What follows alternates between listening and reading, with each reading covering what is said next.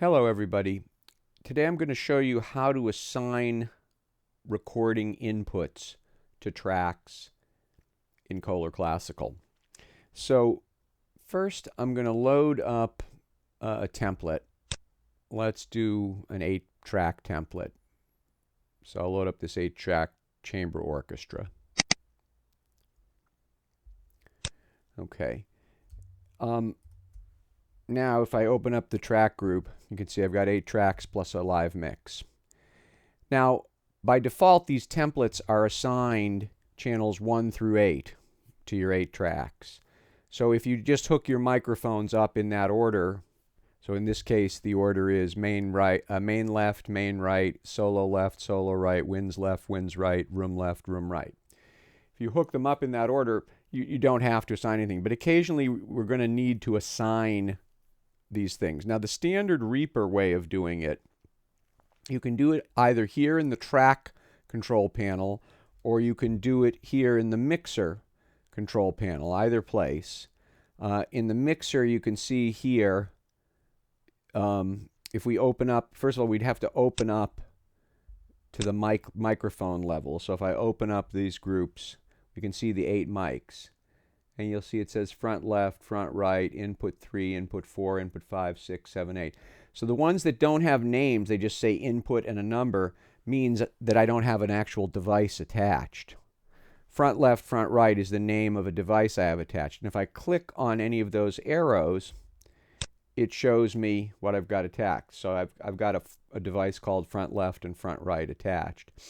But sometimes we need to assign the channels before we have the devices attached. So Reaper doesn't provide a facility or capability to do that. So Cohler Classical has added that functionality in, which I'm going to show to you. So the way we do it is we first select the tracks that we want to assign inputs to, and then we type in the numbers. So the simplest way, most straightforward way, if I click up here on the right side, that automatically selects all the tracks in that group.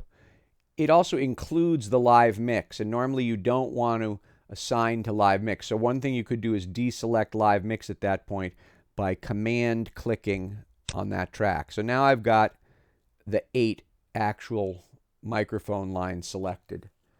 If I then go to play, record, other, input channel nums, that gives me a box where I can type a list. I can type numbers separated by commas, or I can type ranges separated by commas.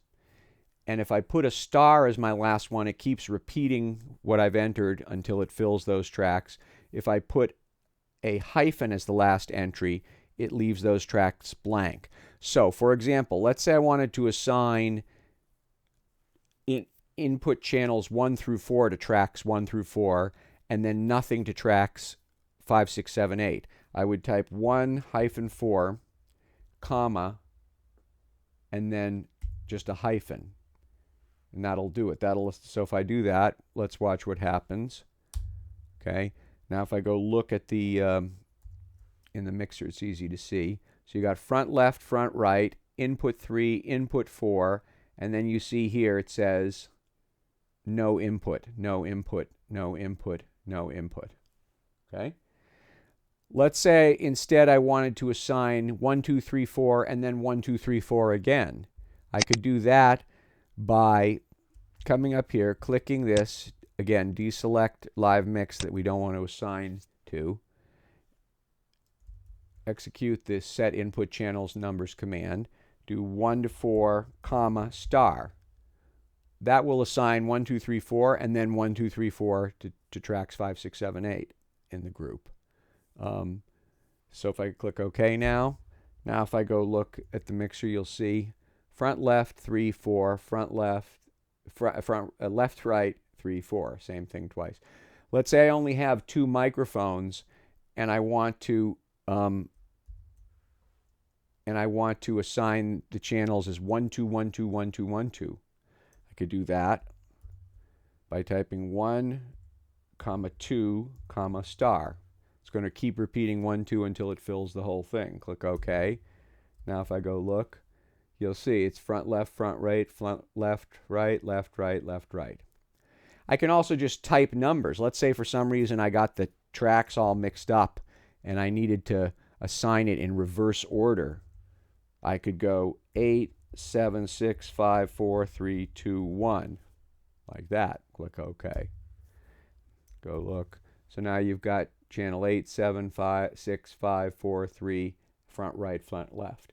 So with that one command, you can assign all your mics in your destination group. Now, once you've assigned it in the destination, you don't have to then go assign it in the sources. Why? Because as soon as you go to arm the recording, Cohler Classical will copy those assignments over automatically and instantaneously. So that's really all there is to it. You don't have to go one track at a time and click, because the normal Reaper way is to maybe make these tracks bigger, which I can do by setting the small track height to, let's say, 75 here.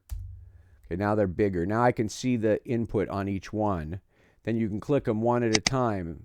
But the problem with that is it'll only show you what you have attached. So if you need to assign 8 things and you only have 2 devices attached, 2 channels attached at the moment, it doesn't give you a choice. So the command I've given you gives you the choice of channel selection, whether or not the device is currently attached. When you attach the device, it will show up in that menu and it will already be selected. So that's all there is to setting up input channel choice in Cohler Classical.